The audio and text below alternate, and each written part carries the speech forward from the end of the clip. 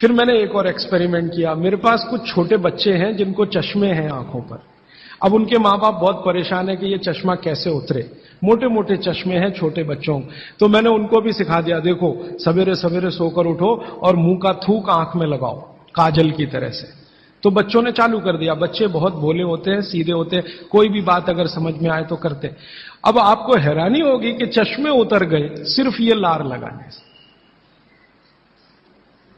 आप भी करके देख लीजिए जिनको भी चश्मे।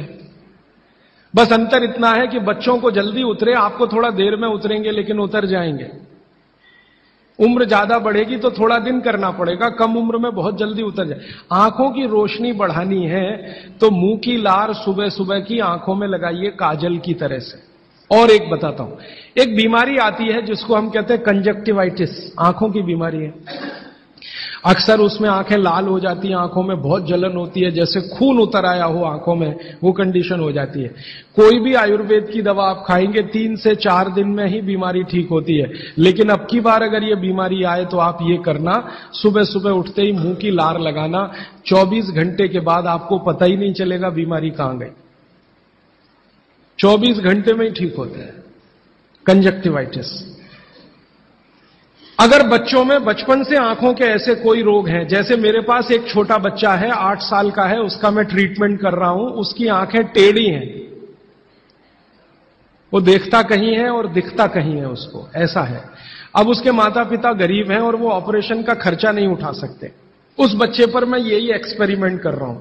लगभग मुझे 4 साढ़े 4 महीना हो गया है और उसका टेढ़ापन, जिसको हम लोग हिंदी में कहते हैं भेंगापन, उसका भेंगापन लगातार कम हो रहा है और आंखों की पुतलियां बिल्कुल बीच में सेट हो रही। तब मुझे थोड़ी जिज्ञासा हुई और मैंने एक बहुत बड़े वैज्ञानिक को पूछा दिल्ली में कि ये लार में क्या है, एक्चुअली इसका एक्टिव इंग्रेडिएंट क्या है।